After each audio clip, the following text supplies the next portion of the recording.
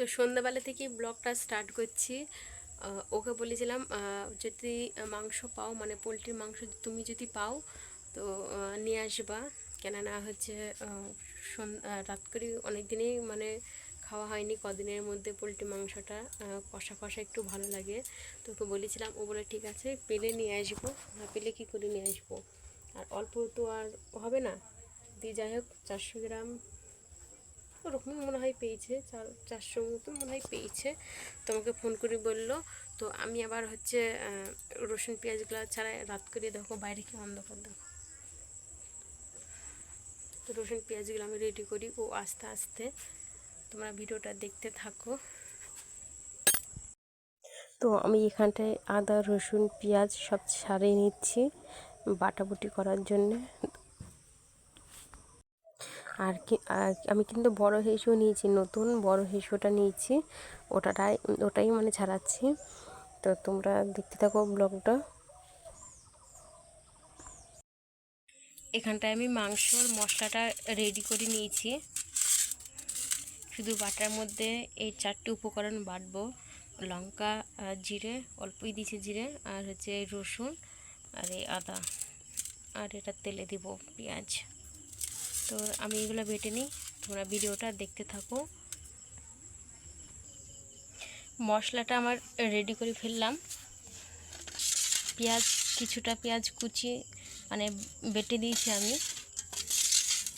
ও আসবে, মাংসটা ধোবো, ধোয়ার পরে গ্যাসে রান্নাটা চাপিয়ে দেবো। তোমরা দেখতে থাকো ব্লগটা। এর মধ্যেই দেখছি বর চলে এসছে। তো ও বলছে হ্যালো গাইস, তাই বলছে আমার লিপিকা অধিকারীর জন্য আমি চিকেন নিয়ে এসেছি। ও আবার তাই বলছে, আর তোমাদের দেখাচ্ছে, মানে ও দূর থেকে এন্ট্রি নিচ্ছে, ভালো নিচ্ছে।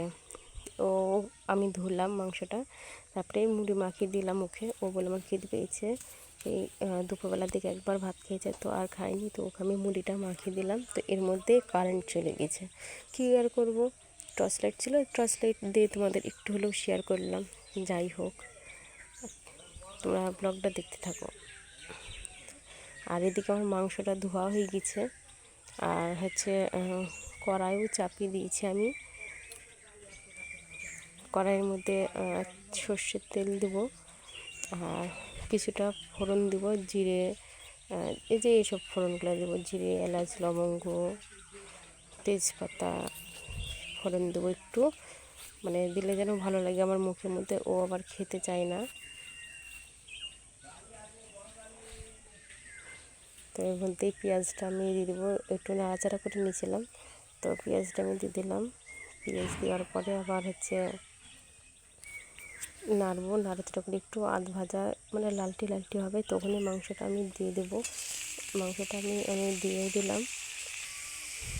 আমি ভয়েসটা এই ভয়েসটুকু না দিয়েছি আমি সকালবেলায়।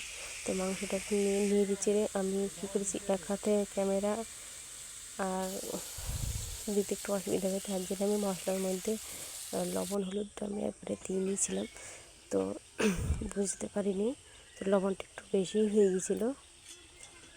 তো খাওয়া গেছে খুবই মানে জিবি বলছে না, মানে গামাখা যে মশলাটা, মানে ঝোল ঝোল মশলাটা, ওটা বেশি পরিমাণে খাওয়া হয়নি তাই। আর অবশ্য করেও নি বেশি রান্নাবান্না করে। তারপরে দিয়ে আসলাম একটু ওই বাড়িতে দিয়ে আসলাম। দিয়ে আসার পরে আমরা খেতে বসলাম। আজকে মেনুতে হয়েছিল আমাদের হচ্ছে দুপুরে টক ডাল, পটল ভাজা, ঢেঁড়স ভাজা, তার সাথে হচ্ছে পেঁয়াজি, আর রাত্রে দেখো চিকেনের কষা কষা ঝোল একটু, এই রান্না করেছিলাম। তো রাত্রে এতেই খেলাম, আর দুপুরে ডাল দিয়ে খাওয়া হয়েছিলো, তো ভালো লাগছিল না। তো হচ্ছে ভাসুরের ছেলেকে বললাম তুই খা, বললো যে না আমি বাড়ি গিয়ে খাবো। তো ওকে আমি বাড়িতে দিয়ে আসলাম, আর ওকে দেওয়া হলো।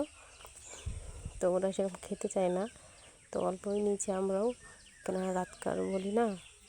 আর দুপুরে যে এগুলো থেকে গিয়েছিলো, তো এগুলো খেলাম। আর এই যে আমি, আর হচ্ছে খাওয়ার পরে তো ফল খেলাম, আম কাটলাম, আম কেটে আবার সেই খেলাম।